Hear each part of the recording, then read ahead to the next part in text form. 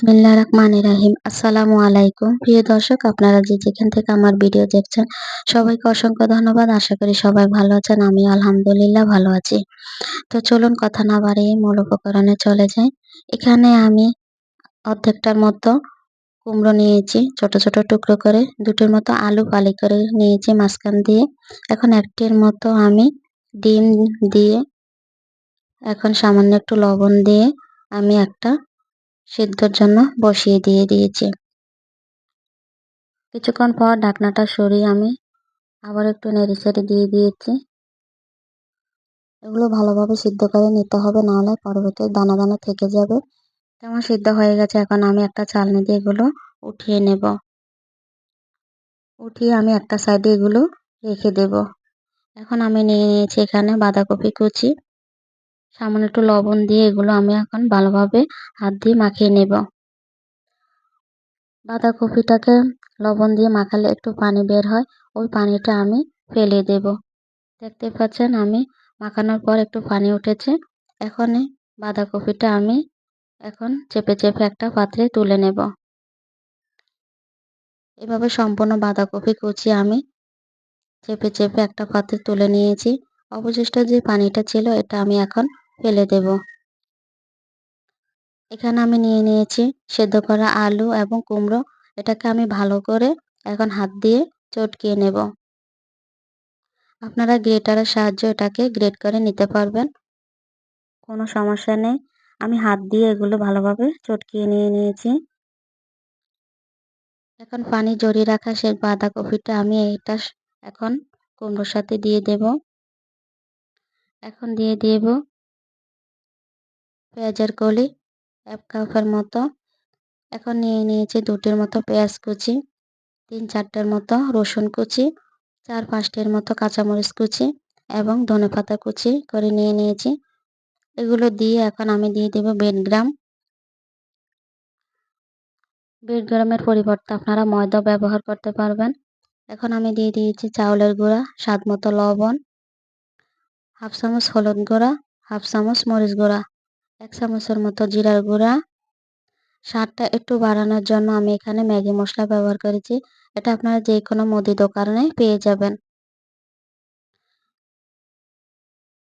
সম্পূর্ণ মশলা অ্যাড করার পর এগুলো আমি ভালোভাবে এখন মাখিয়ে নেব। এখন সিদ্ধ করা ডিম হয়ে গেছে, দিয়ে ভালোভাবে হাত দিয়ে একটু চটকিয়ে নেব। ডিমটা চটকানোর পর আমি এটাকে আবারও ডিম এবং কুমড়ো আলুর সাথে ভালোভাবে মাখিয়ে নিয়েছি। দেখতেই পাচ্ছেন আমার এই পাকোড়াটা রেডি হয়ে গেছে। এখন এটাকে আমি একটা সাইডে রেখে দেব। এখন 250 গ্রামের মতো মুড়ি নিয়েছি আমি এখানে। মুড়িটাকে আমি একটু শিলনোড়া দিয়ে এগুলো ভালোভাবে গুঁড়ো করে নেব।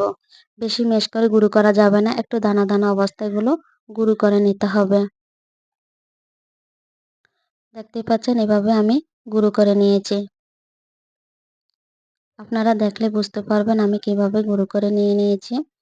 এখন সম্পূর্ণগুলো আমি এভাবে গুঁড়ো করে নিয়ে একটা পাত্রে তুলে নেব। আপনারা এইভাবে গুঁড়ো করে নেবেন। এখন একটা বাটিতে আমি এগুলো ঢেলে দিচ্ছি। এখন আমি একটা ছালনি দিয়ে এগুলো ভালোভাবে চেলে নেব। নিচের যে গুঁড়ো অংশটা থাকে ওটা আমি একটা সাইডে রেখে দেব।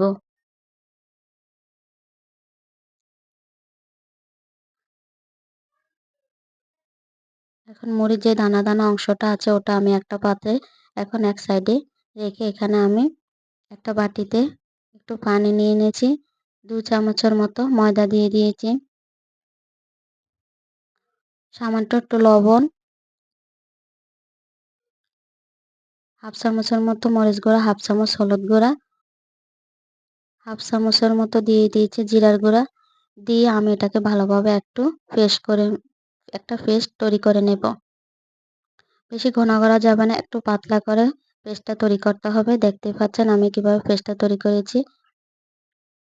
এখন আমি পাকোড়ার সাইজে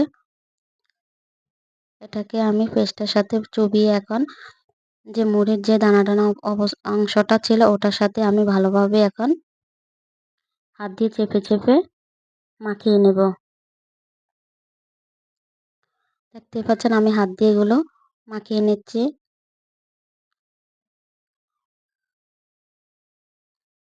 আমার মাখানো হয়ে গেছে, দেখতে পাচ্ছেন কিভাবে মাখিয়ে নিয়েছি। এভাবে আমি সবগুলো এভাবে বানিয়ে নিয়েছি। এখন আমি একটা ফ্রাই প্যান বসিয়ে দিয়েছি তেল গরম হওয়ার জন্য। এগুলো আপনারা ডিপ ফ্রিজে ২-৩ মাসের মতো ব্যবহার করতে পারবেন। ২-৩ মাস পর নামিয়ে আপনারা এগুলো শক্ত অবস্থায় ভেজে নিতে পারবেন। কোনো সমস্যা নেই। ইফতারও এটা আপনারা পরিবেশন করতে পারবেন। এটা খেতে এতটাই ভালো লেগেছে, আপনারা খেলেই বুঝতে পারবেন। এখন আমি এগুলো ভালোভাবে উল্টে পাল্টে দিচ্ছি। ভালোভাবে মুচমুচে করে আমি এগুলো ভেজে নেব।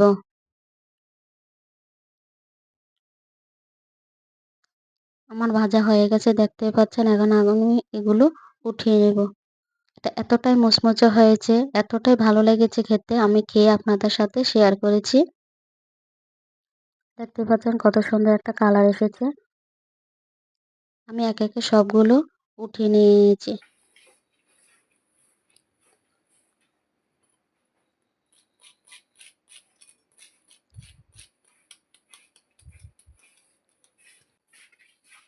দেখতে পাচ্ছেন কতটা সুন্দর কালার এসেছে এবং এতটাই মুচমুচে হয়েছে।